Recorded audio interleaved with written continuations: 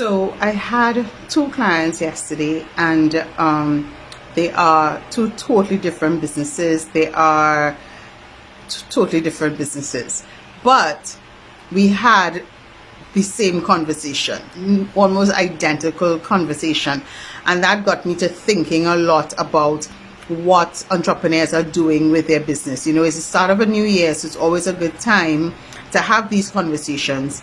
And one of the things that I spoke to them about is their 90-day goal, right? Because I believe in breaking that goal up into smaller parts and having a goal for 90 days, which is 3 months, which is 12 weeks, which allows you to work at a steadier pace, so you don't get burnt out, you don't get frustrated, you don't throw your hands in the air and that kind of thing. So I spoke to them about the importance of having that 90-day goal and having it written out, not just in your head, but actually seeing it in black and white. Now, obviously, in setting your goal, you don't need to have everything out, like written out, the sales page written out, or all the emails written out, or anything like that. But you definitely should have an idea, because we're in January now. You definitely should have an idea in February. What am I going to be selling in February, and what am I going to be selling in March? And for you to come up with that idea of what your offers are going to be, obviously you have to use data, right? What happened last year this time? What happened the year before this time? Is there anything that is repeating itself? Exactly what your audience asking you for at this exact moment? Is it something that you can repeat from last year? Is it something that you need to tweak? Is it something that you need to add? Is it something that you need to upsell? You need to cross-sell? With the data that you've been collecting, because you should be collecting data every single month, right? Then you can make an informed decision about what your goal should be for the next 90 days. I encourage you to really write that out and say, in February, this is what I'm going to be promoting. These are the offers that I'm going to be putting out there. This is the amount of money that I want to make, because your goal has to be tied into your financial goal, right? Your marketing goal, your sales goal. It has to be tied into your financial goal. How much do I intend to earn in the month, right? And then break that down even further, like then how much do I plan to earn every single week, and how much do I plan to earn every single day? Breaking it down into those smaller parts really makes it more palatable, and it makes it easier for you to achieve. Because I did this exercise with a client last year, and when we broke it down, he realized, well, I just need to make 2 sales for the day. And I'm like, yeah, is that possible for you based on the strategy that you're using, based on the offer that you have, and based on the pricing that you have? And yes, it was very, very, very possible, right?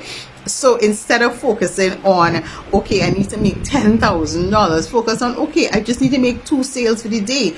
If I need to make 2 sales for the day, who are the 10 people that I'm going to speak to? Who are the 20 people I'm going to speak to? What is the message that I'm going to put out that is going to convert those 2 people? Who are the 2 people that I'm going to follow up with, who already showed interest and who are already part of my sales funnel, that I can now convert into my into paying clients, right?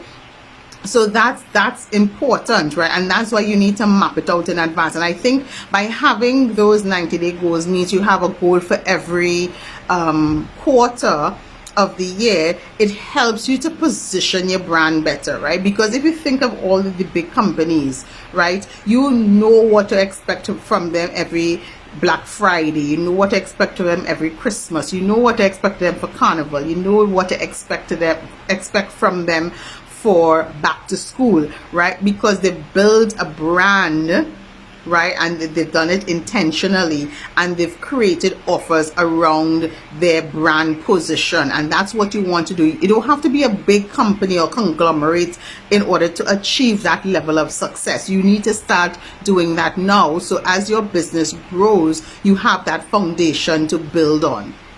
Making sense, guys? So think about your 90-day goals like that and tie it into your financial goals. Map it out, write it on paper. Yes, be flexible because life is lifing, and sometimes you have no control of certain things.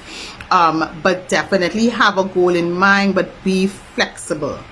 Right? Be flexible in how you want to achieve it, because we always say the goal remains the same. The strategy can change, but the goal remains the same. So even if something happens and you say, okay, I want to make $30,000 this month, but then there's something that happens that is out of your control, you have to be able to shift enough so that you can still make that $30,000 with a simple shift or something like that. So you want to keep that in mind. And in addition to that conversation about their 90-day goals, the other conversation I had with them is to make sure that their 90-day goal is linked to their sales funnel and the experience that their audience has when they are going through their funnel, right? Because a lot of times we do all of these short courses. So we do a course on goal setting, we do a course on content creation, we do a course on getting sales, but what we don't realize is that all of the things have to work together. They're not isolated parts of your business. They have to work together. So even though you might be doing courses separately, they have to then work together. So setting your goals has to work together with your financial goal, and it has to work together with your sales funnel. They're all equal parts of the whole, right? So in creating that 90-day goal, you have to keep in mind, what is the experience I'm carrying my audience through when they land on my website or they land on my social media page, when they hear a video from me, right? Or they see a video from me, or they land on my podcast, my YouTube channel, my blog, wherever it is you have your touch points, right? Because I know it's different for everybody and it's not a one size fits all, but wherever it is you have your touch points, then what is the journey? So they land on your website. Is it easy for them to buy? Is the button very visible? Is the call to action very visible in your blogs? Is the call to action very visible in your videos? Is the call to action very visible in your posts, your stories, your reels, wherever it is? Where are you leading them to? Because you want to get people into your funnel. You want to be able to collect those email addresses so that you can start to nurture your audience, right? Because they may not buy from you immediately, and that's fine. But once you get them into your funnel, meaning into your email list, you can definitely start to nurture them by sharing valuable information, letting them see behind the scenes, letting them know more about what you have coming up, your 90-day goal, right? How they can work with you, giving them testimonials and examples, giving them tips, tools, giving them samples, giving them an opportunity to have a consultation, giving them an opportunity to visit your store, giving them an opportunity to hear from other people, right? You want to continue to nurture your audience, because a lot of times when we think about the sales funnel, people focus just on the top of the funnel, which is the attraction phase. And while that phase is very important, you also want to focus on the people who come into your funnel. How are you nurturing them? Because you want to nurture those people into paying clients and repeat paying clients, right? And those people who are paying you will become your brand ambassadors, share word of mouth, via word of mouth, to their audience or through their testimonials or whatever, and get more people into your funnel, right? So you want to pay attention to them and you want to nurture them as well. But again, this is all tied into your 90-day goal. What are your offers for the next 90 days? Are you offering the exact same thing for 90 days? Are you switching it up? Are you having a promotion? Are you having a competition? Are you doing a collaboration? Are you doing a pop-up? Are you doing a networking event? Are you speaking at a particular place? What is that 90-day goal? What does that look like? What does that feel like? How is it tied into your financial goal? And how does that fit into your sales funnel? How are you getting people there?